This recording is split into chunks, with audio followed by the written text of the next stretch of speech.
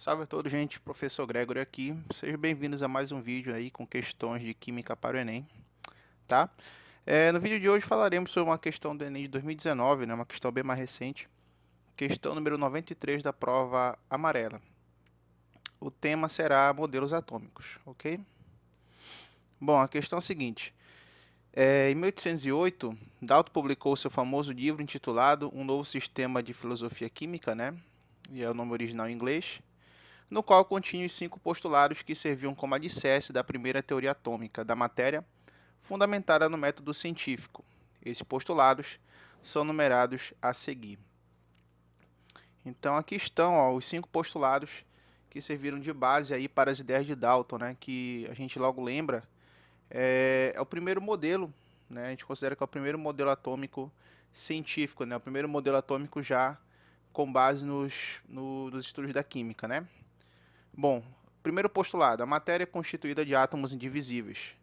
Segundo, todos os átomos de um dado elemento são idênticos em massa e em todas as outras propriedades. Terceiro, diferentes elementos químicos têm diferentes tipos de átomos. Em particular, seus átomos têm diferentes massas. Quarto, os átomos são indestrutíveis e nas reações químicas mantêm suas identidades. Quinto, átomos de elementos combinam com átomos de outros elementos em proporções de números inteiros, pequenos para formar compostos. Continuando a leitura, né? Após o modelo de Dalton, outros modelos baseados em outros dados experimentais evidenciaram, entre outras coisas, a natureza elétrica da matéria, a composição e organização do átomo e a quantização da energia no modelo atômico. Aí segue a fonte e a pergunta. Com base no modelo atual que descreve o átomo, qual dos postulados de Dalton ainda é considerado correto? E aí temos, né? O primeiro ainda é correto, o segundo, o terceiro, o quarto ou o quinto postulado. Bem, então a gente vai analisar cada um desses postulados aí e ver, né, quais que ainda permanecem como verdadeiros e quais que já não são mais utilizados dentro da química. Primeiro, a matéria é constituída de átomos indivisíveis, né? Apesar dessa ideia surgir com Dalton, mas com o avanço dos demais modelos atômicos, né, Thomson, Rutherford principalmente, né, e Bohr, a gente vai ver que esse conceito aí ele cai por terra, né?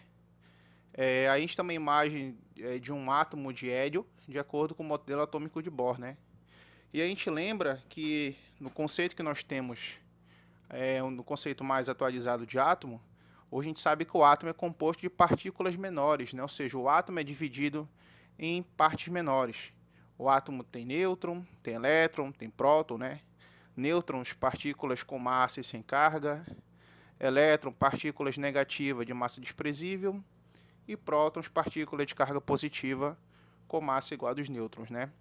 Então, a gente sabe hoje que o átomo ele é assim dividido em partículas menores, né? As partículas subatômicas.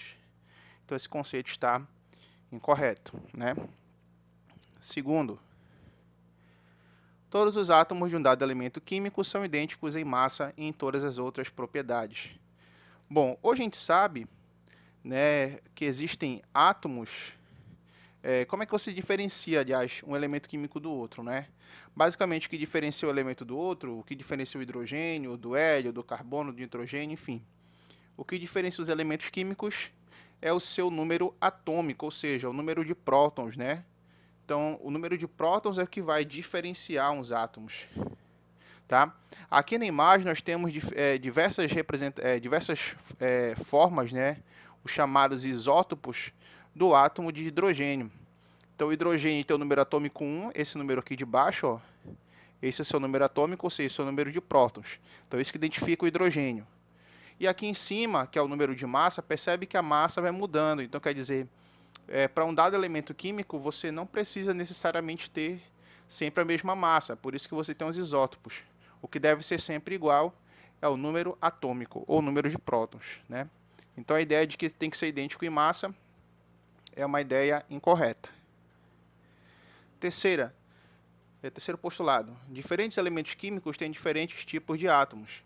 Em particular, seus átomos têm diferentes massas. Ok?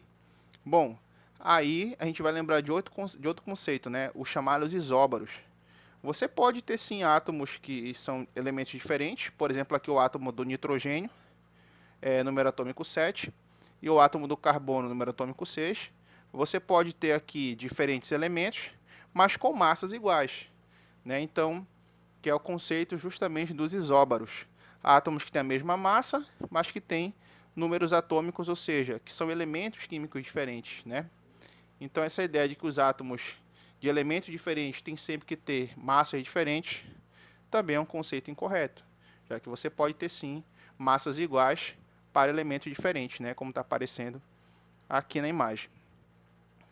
Quarto, os átomos são indestrutíveis e nas reações químicas mantêm suas identidades. Hoje a gente sabe, né, principalmente à luz dos conceitos da radioatividade e de conceitos como, por exemplo, a fissão nuclear, né?